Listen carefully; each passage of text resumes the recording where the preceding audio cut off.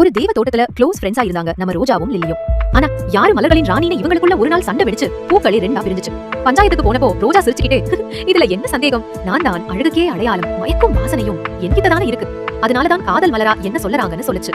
Lily கோபமா, நிறுத்து, அழகும் வாசனையும் மட்டும் இருந்தா போதுமா, ராணிக்கு தூய்மையும் கம்பீரமும் அவசியம், அது உனக்கு நினைச்சாலும் வராதுன்னு சிரிச்சது. ரோஜாவுக்கு செம்ம அசிங்கமா போச்சு. அப்போ வந்த காதல் தேவதை கியூபிட் ரெண்டு பேரோட கம்ப்ளைண்ட்டையும் கேட்டுட்டு மலர்களின் தேவதை ஃப்ளோரா கிட்ட ரோஜாவின் வண்ணமும் லில்லியின் கம்பீரமும் சேர்ந்த ஒரு புது மலர் வேண்டும்னு கேட்டார். சேற்றை உதைத்து நீரில் உதித்த சவால்கள் அனைத்தையும் காலடியில் போட்டு செங்குத்தாய் விண்ணை நோக்கும் செந்தாமரை தோன்றினாள். அவளே மலர்களின் அசையா ராணியாகவும் இருக்கிறாள். நம்மளோட லைஃப்ல பல நேரங்கள்ல புதுசா பரிமாணம் எடுக்க வேண்டியிருக்கு. நிதானமா யோசிக்கிறப்ப இந்த காம்படிட்டிவ் வேர்ல்ட்ல நிறைய போட்டிகளுக்கும் பொறாமைக்கும் நடுவுல 1000 சிக்கல்கள் இருக்கதான் செய்யுது.